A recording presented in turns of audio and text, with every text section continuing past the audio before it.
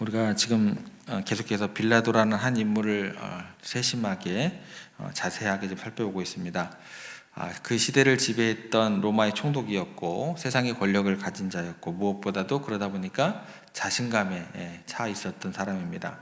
첫 번째 시간에 우리가 나는 중립을 지킬 수 있다라고 자신했던 빌라도, 그런데 실패했습니다. 두 번째 시간에 나는 내 책임을 내가 떠안지 않을 수 있어, 책임을 전가할 수 있어 라고 자신을 했습니다.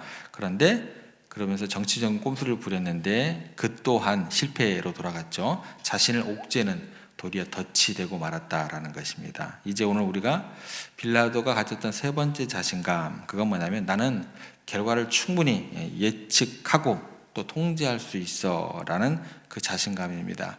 오늘 말씀을 통해서 우리가 한치 앞도 알 수 없는 우리 인생을 살아갈 때 우리가 과연 무엇을 붙들어야 할지 그런 내용을 깨닫는 시간 되기를 소망합니다. 그래서 오늘 말씀의 제목은 자신감 속에 있는 불가능, 그 세 번째 이야기죠. 예측의 실패라는 제목입니다. 빌라도가 지금 어제 장면으로 돌아가면 이제 아주 곤란한 상황에 놓이게 되었습니다. 예수님을 신만하다 보니까 죄가 없다는 것을 알게 돼요.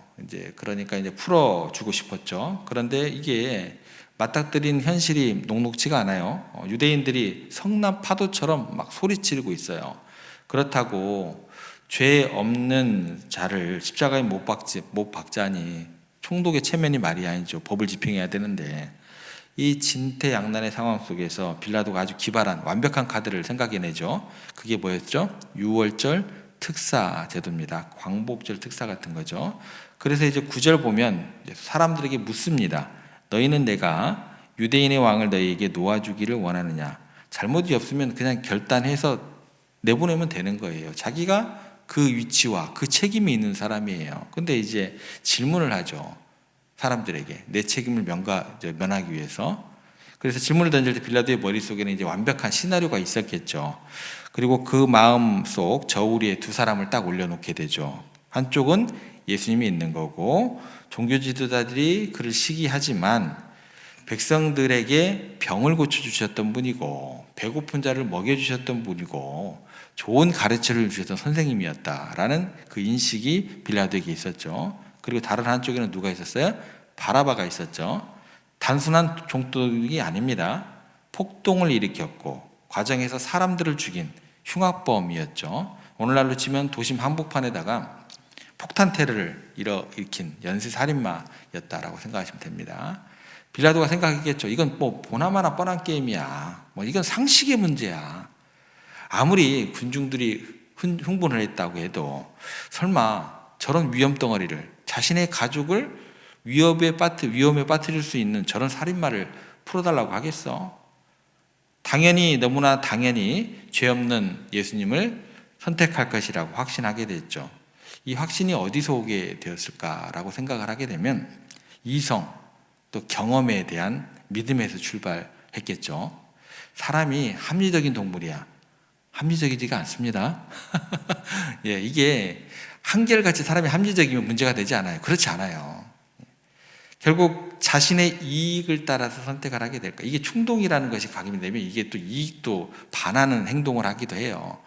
국가를 나라를 무너뜨리면서까지도 이런 어떤 합리적인 생각을 못하는 어떤 사람들의 모습을 보게 돼요. 교회가 무너져도 상관이 없고 그래요. 그가 생각하기에 이제 자신이 판을 짰다고 생각을 했어요. 결과도 내가 원하는 대로 도출될 것이라고 철저히 믿었다라는 거예요. 이게 빌라도의 세 번째 자신감이었습니다. 나는 미래를 예측할 수 있다. 나는 결과를 충분히 이끌어낼 수 있다. 결과를 통제할 수 있다. 사랑하는 여러분, 우리도 살면서 이런 자신감을 가질 때가 얼마나 많은지 모릅니다. 내가 이만큼 철저하게 준비를 했으니까 결과가 좋을 거야. 저 사람은 내가 잘 아는데 내가 잘 아니까 내 뜻대로 움직여 줄 거야. 내 자녀 교육, 내 노후의 계획 이대로 하면 틀림없어. 그래서 우리가 하는 게 뭐예요? 데이터를 막 분석을 해요. 예, 교회에 했던 그 왜 지금 쇠퇴해 가고 있는가 막 데이터를 분석해 가지고 뭐 이러이러한 목회를 하면 됩니다. 이러이러한 세미나를 해 가지고 이렇게 여러분들께서 하시면 됩니다. 이게 길입니다. 이게 진리입니다. 이게 생명입니다. 예. 자기 경험을 의지해서 가르치기도 하고 그 경험을 받아들이기도 해요. 그리고 그 예측이 맞을 거라고 철석같이 믿더라는 거예요. 하지만 여러분, 빌라도의 이 완벽해 보이는 시나리오에 어떤 일이 벌어지게 될까요? 11절 우리가 주목해 보면 이렇게 됩니다. 그러나 대제사장들이 무리를 충동하여 도리어 바라바를 놓아달라 하게 하니, 충격적인 반전이 일어나게 되죠. 여기서 이제 그러나로 이제 시작을 하게 되죠. 빌라도와 예상과는 전혀 맞지 않게 흘러가게 되었다라는 거죠. 빌라도의 상식이 통하지 않게 되더라는 거예요. 왜 그랬을까요? 여기에 보시면 이제 굉장히 중요한 단어가 나와요. 빌라도가 계산기에 넣지 못한 결정적인 변수가 있었기 때문에 그래요. 그것은 바로 뭐냐면 죄악의 선동이다라는 거예요. 예. 여기 보시면 충동하여라는 단어가 나옵니다. 헬라어로는 아나세이오라는 단어인데 이 말은 뭐냐면 뒤흔들다라는 거예요. 막 사람들을 막 선동한다는 거예요. 이게 이제 이 뜻 가운데 있습니다. 충동하여. 그러니까 이 장면을 보시면 어떤 장면이 나오냐면 대제사장들이 무리 사이로 이제 파고들어요. 무리들만 있으면 괜찮아요. 대제사장들이 무리 사이로 파고들고 난 다음에 군중들을 어떻게 해요? 사람들을 막 충동질하는 거예요. 예. 그리고 그들의 마음을 뒤흔들기 시작하더라는 거예요. 예수를 죽여야 돼. 예. 죄악의 선동이죠. 대제사장들의 입을 통해서 바라바를 달라고 소리쳐, 바라바를 풀어달라고 소리쳐. 이게 뭐예요? 이게 충동입니다. 예. 그러자 이제 놀라운 일이 벌어지게 되죠. 조금 전까지 그래도 생각이 있었던 사람들인 것 같은데, 조금 전까지 합리적인 사람들이라고 생각이 되어졌던 사람들이 어떻게 돼요? 이성이 마비가 되기 시작합니다. 그들은 자신의 안전을 위협하는 살인자, 그죠? 자기들의 가족의 생명을 위협할 수도 있는 살인자 바라바를 뭘로 착각을 하게 되냐면 민족의 영웅인 양 착각을 하게 되더라는 거예요. 막 교주가 된 것처럼, 그렇죠? 뭐 이만희가 된 것처럼, 막 그죠? 예. 여러분 뭐라 그래요? 독생녀라 그래요? 예. 자신들을 구원하러 온 메시아를 죽여야 할 죄인으로 몰아가게 되는 거예요. 빌라도가 이제 충격을 받게 됩니다. 당혹스러움이 12절에 이제 그대로 묻어나게 됩니다. 그러면 너희가 유대인의 왕이라 하는 일을 내가 어떻게 하려? 나보고 어쩌라고? 큰일 난 거죠, 이제. 이 질문 속에 담긴 빌라도의 떨리는 심정이 느껴지셔야 되는 거예요. 아, 이게 아닌데? 이렇게 될 리가 없는데? 내 계획은 이게 아니었는데 도대체 왜 저 사람들이 살인자를 선택하는 거지? 그는 결과를 통제하려고 했지만 결과는 그의 소나기를 싹 빠져나가게 되죠. 상황을 주도하려고 했지만 오히려 상황이 그를 덮쳐버리게 되었습니다. 이제는 돌이킬 수도 없어요. 왜요? 자신의 입으로 둘 중 하나 놓아주겠다라고 맹세를 했거든요. 약속을 했기 때문에 그래요. 결국 그는 자신의 예측한 그 빗나간 대가로 인류 역사상 가장 비겁하고 끔찍한 선택을 강요받게 됩니다. 살인자를 사회로 내보내고 하나님의 아들을 십자가에 못 박아야 하는 비극의 주인공이 되어버렸습니다. 이게 우리 인간들의 한계입니다. 이것이 자신감 속에 있는 불가능입니다. 우리는요, 내일 일을 알지 못합니다. 우리는 사람의 마음을 다 알지 못합니다. 세상은 우리의 상식대로, 우리의 경험대로 절대 돌아가지 않습니다. 죄악이 관영한 이 세상이에요. 죄악이 관영한 이 세상은요, 우리의 합리적인 예측을 언제든지 비웃기라도 하는 듯 엉뚱한 방향으로 흘러갈 때가 굉장히 많습니다. 내가 믿었던 사람이 그래서 등을 돌리기도 하고, 철저히 준비했던 사업이 예상치 못한 변수로 무너지기도 하고, 건강했던 몸이 하루아침에 무너지기도 하고, 우리의 예측은 언제나 실패할 가능성을 안고 살아가게 되더라는 거예요. 억울하시죠? 그러면 이런 질문이 생기게 돼요. 이렇게 예측할 수 없는 불확실한 상황에서 우리가 과연 어떻게 살아가야 될까? 오늘 우리가 빌라도의 처참한 실패를 통해서 역설적으로 성경이 말하는 위대한 진리 하나를 발견하셔야 합니다. 잠언 16장 1절 말씀입니다.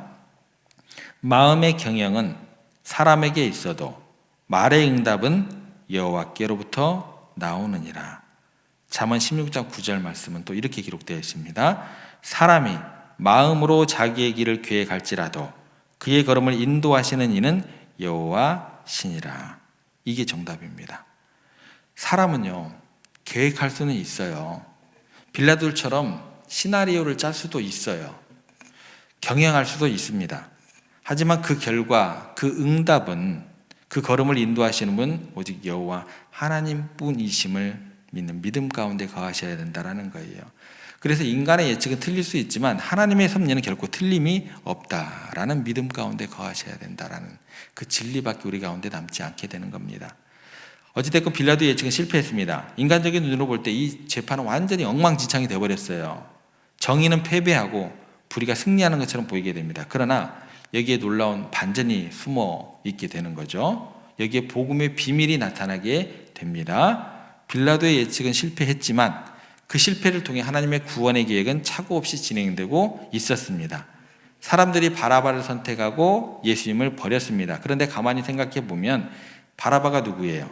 죽어 마땅한 죄인입니다. 반란자요 살인자입니다. 그런데 오늘 이 재판장에서 누가 살고 누가 죽게 돼요? 죄인인 바라바가 풀려지고 의인이신 예수님이 죽임당하시게 되는 길로 가게 됩니다. 이 장면은 바로 저와 여러분들의 구원을 보여주는 가장 확실한 그림이 되게 됩니다. 죽어야 할 죄인, 그 바라바가 누구예요? 우리입니다.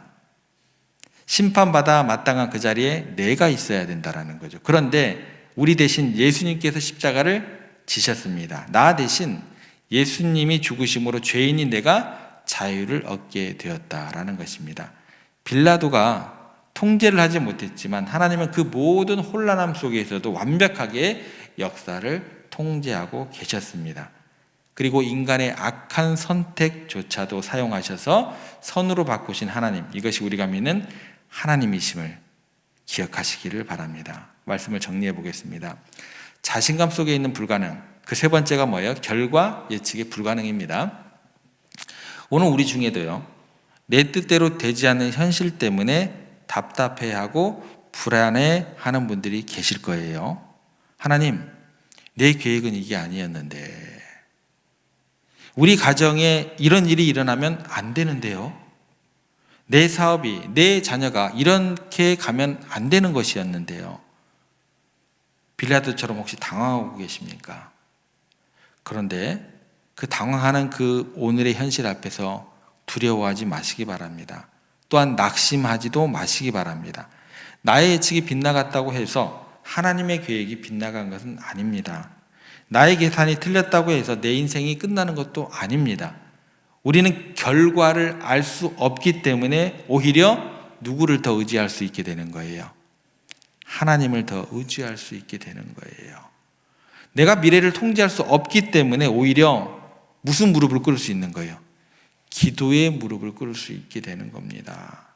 오늘 이 시간 내가 쥐고 있었던 미래에 대한 헛된 통제권 내려놓으시기 바랍니다. 나의 얄팍한 계산기 내려놓으시기 바랍니다. 그리고 이렇게 고백하세요. 하나님, 내 생각대로 되지 않아도 좋습니다. 하나님, 내 예측이 틀려도 좋습니다. 오직 하나님께서 나를 향하신 그 선하신 뜻과 섭리만이 내 삶을 이끌어 주시옵소서. 여러분의 예측보다 훨씬 더 크고 놀라운 하나님의 계획이 여러분의 삶을 가장 선하신 길로 인도해 주실 줄 믿습니다. 내 머리 믿지 마시고 하나님의 손을 붙잡고 나아가는 오늘 하루, 또 여러분의 앞으로의 삶의 여정이 되기를, 그런 복된 성도들이 되시기를, 세종의 모든 가족들 되시기를 주님의 이름으로 부탁을 드립니다.